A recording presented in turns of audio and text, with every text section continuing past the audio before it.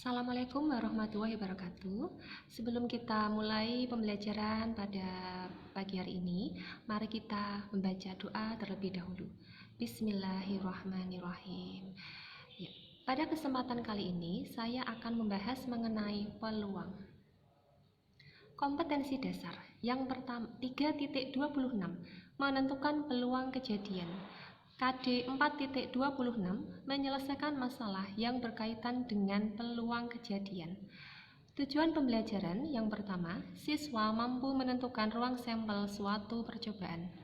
Yang kedua, siswa mampu menentukan peluang kejadian. Kita masuk ke materi. Ruang sampel adalah kumpulan dari semua hasil yang mungkin dari suatu percobaan. Titik sampel adalah anggota dari ruang sampel. Kejadian adalah beberapa elemen atau hasil dari ruang sampel yang sedang diamati. Ruang sampel dan kejadian. Perhatikan sekeping mata uang logam dengan sisi-sisi angka dan gambar. Yang sebelah kiri adalah sisi angka, karena yang ditunjukkan adalah angka 200. Yang sebelah kanan adalah sisi gambar, karena yang ditunjukkan adalah gambar Bank Indonesia. Maka, ruang sampel atau dilambangkan dengan S sama dengan A kali G atau angka, koma, gambar.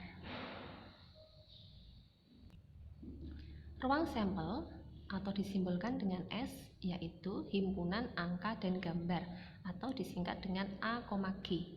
Titik sampel sama dengan A dan G.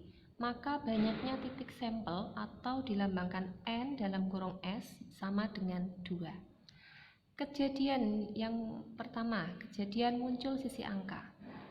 Yang kedua, kejadian muncul sisi gambar. Nah, sekarang perhatikan pelemparan sebuah dadu bersisi 6. Ya, dadu itu kan bentuknya kubus, jadi sisinya ada 6, di mana setiap sisi ditunjukkan dengan titik, ya, seperti ini. Berarti angka 1, 2, 3, 4, 5, dan 6. Maka ruang sampel atau S yaitu 1, 2, 3, 4, 5, dan 6. Titik sampelnya ada 6. Kejadian yang mungkin. Yang pertama, kejadian muncul sisi angka 1. Yang kedua, kejadian muncul sisi angka 2. Yang ketiga, kejadian muncul sisi angka 3, dan seterusnya sampai kejadian M.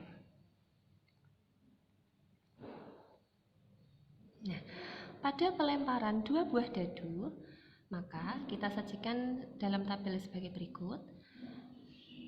Jadi kalau satu dadu itu ada 6 titik sampel, ya, kita akan mencari kalau pelemparan pada 2 buah dadu, berapakah titik sampelnya? Kita sajikan dalam tabel. Ini maksudnya adalah jika pada dadu pertama muncul sisi 1, kemudian pada pelemparan dadu yang kedua juga 1, maka kita isikan di sini 1,1.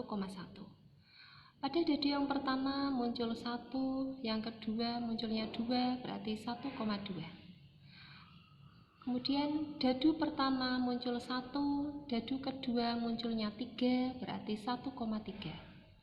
Dan seterusnya sampai yang terakhir yaitu dadu yang pertama muncul angka 6, dadu yang kedua munculnya 6, maka titiknya yaitu 6,6. Jadi, banyaknya titik sampel atau NS dari pelemparan 2 dadu adalah 36.